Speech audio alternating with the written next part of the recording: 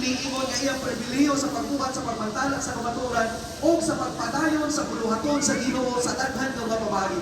In the preparation for the coming of Jesus Christ, Sa pagpangandam sa pagbalik ni Jesus, through the help of the Holy Spirit, pinaagi sa tabang sa Balang Espiritu, we develop Christ-like character. atong mabuo o mamugna ang kinaiya sama ni Kristo. But the inspiration says, Aman ang pagpadayon o inspirasyon ni Gasulti, such character nga ang mao nga kinaiya, cannot be developed dili kayo mamugna o mahimo. unless until we participate in the proclamation of the Gawas truth. lamang kung kita mo apil sa pagmantala sa maayong balita o sa So kabaturan. everyone Aron nga ang matagusan being involved is important nga mahinungdanon kayo, because only through participating in the work, tungod lamang kay diha sa pagpakilabigit sa we puluhaton, are able to develop Christ-like character. kita makahimo sa pagmugna o kinaiya sama ni Kristo sa atong Ellen kinabuhi. White also writes, Sa Ellen White usab nagasulat, Desire of Ages, page 142.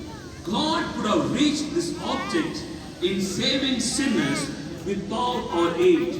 But in order for us to develop the character like Christ, we must share in the work.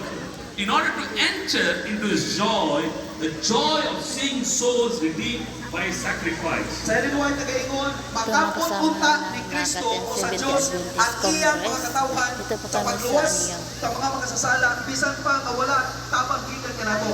Apan aron nga kita makabugna o kinaiya sama ni Kristo, kita usa pakigbagin sa iyang buluhaton. Aron nga kita makasulod diha sa iyang kalipay, ang kalipay sa pagtanaw sa mga talaga na tubos pinaagi sa iyang mga pagkantos. If God wants to reach this world, Tuon sa Diyos kag umon kini nga kalibutan. God would send 2 angels and complete the work. Pwede ipadala sa Diyos ang iyang duha ka mga manununda o matapos ang buluhaton. But in order for us to develop character like Him, Apan karon nga mapugna kanato ang kinaiya Thank sama you for kaniya. watching, my dear. I love you all. Buot sa Diyos kita mag-apil sa mga